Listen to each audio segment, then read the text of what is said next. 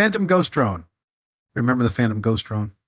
Yeah, the one that seemed to come with its own mysterious aura. Back in March 2022, the Biden administration handed over this shiny new toy to Ukraine. Yet, funnily enough, it's nowhere to be seen on the battlefield. But fast forward to July, minus 580 more were sent over, then another 1,100 in November. So much reinforcement, but still, it's missing in action. July 2023 rolls around, and it's mentioned again in aid packages, no numbers this time though. One of Ukraine's presidential advisors once said, "This drone's a game changer, single operator, can strike medium armor at night, flies for 6 hours, and hits its target 60% of the time." Sounds impressive, but no official confirmation on that. Still, this little gadget is becoming a bit of a celebrity in Ukraine's military, at least in theory. Then there's Ivex, the manufacturer, throwing us a bone. Turns out the Phantom Ghost isn't just one drone, it's a whole family. You've got the Atlas loitering munition, light and nimble, weighing in at just 21 pounds with an 8-pound warhead, folding wings, and a speed of 57 miles per hour over a 75-mile range. It's the kind of thing that can sneak up and destroy high-value targets like radars, air defense systems, or rocket launchers. Then there's the Dominator, Atlas's bigger, badder brother with a 16-foot wingspan, carrying 100 pounds with a 37-pound payload. This thing can fly for 5 hours and cover 400 miles. Basically, it's a strategic assassin. Not only can it strike, but it can also handle intel gathering, electronic warfare, and the like. Both these drones have visual navigation, no GPS needed. They use landmark tracking and sensor fusion to pinpoint targets with AI-assisted accuracy, making them an absolute headache for Russia. When people think of AI in warfare, the mind jumps straight to smart bombs and unmanned combat drones. Sure, those are the AI celebrities, but the reality is AI is doing a lot of the boring stuff behind the scenes, making the war more efficient. Ukraine's been playing with AI tricks since day one. Let's start small. AI handles the grunt work. Administrative tasks like invoices and payments, done. Logistics, streamlined. Weapon shipments to the front line, optimized. AI even helps Ukraine manage its PR war against Russia because, let's be honest, both sides are playing the propaganda game. AI can also predict Russian moves, helping Ukraine figure out where the next strike might land. The coolest AI application on the battlefield, drones, hands down. Communication can be a mess when you've got Russia's electronic warfare messing with your signals. So what's the solution? Drones that think for themselves. AI analyzes thousands of military images, tracks targets, calculates distances, and determines how fast the enemy is moving. These things run on AI chips that crunch numbers faster than your best GPU. Wondering why these AI chips are so awesome? Well, they've been trained on millions of military images, building super strong models that can identify objects, calculate distances, and even predict what the enemy will do next. And the training process where AI learns to recognize targets from all kinds of angles and with all kinds of instructions is no small feat. It's all thanks to convolutional neural networks tech that's light years ahead of our brains.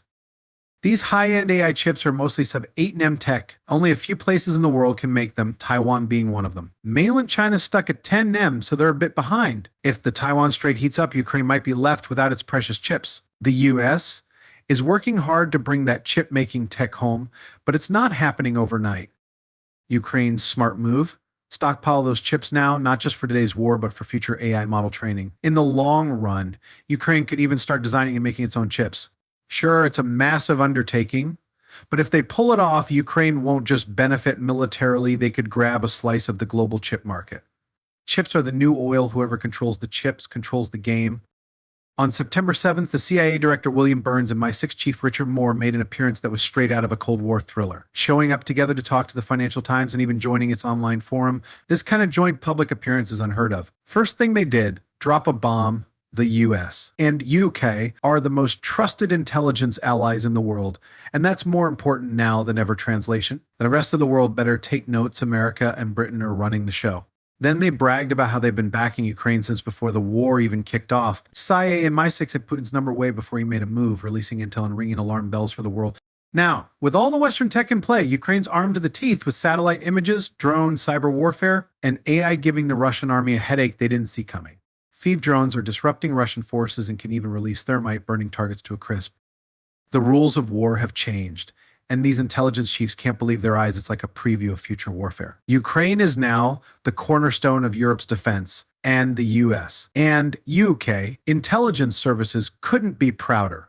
Russia's not just causing chaos on the battlefield, though. They're also busy spreading fake news across Europe, trying to drive a wedge between Western allies. The US and UK have been ready for this for a while, hitting back harder and harder. In the world of information warfare, they've got the upper hand with advanced tech, holding all the cards. When it comes to AI chips and cutting-edge technology, the US and UK are way ahead of the competition. Generative AI now extracts intel from mountains of data with pinpoint precision. And with US and UK innovation ecosystem in full swing, they're well positioned to tackle any geopolitical challenge. The situation's crystal clear. Russia is the immediate challenge, but China's the long-term rival. US and UK. Tech advantage is their secret weapon for defending the international order. Putin's regime is on the brink, the Russian economy is on life support, and the big question is, can BRICS save him? Meanwhile, over in Ukraine, there's been some progress around the Kursk direction. But let's not kid ourselves, the area they've gained is less than 2% of what Russia's still holding. Yeah, not exactly a bargaining chip for peace talks. But Putin's real crisis isn't even on the battlefield anymore, it's in the economy. The war is a money pit.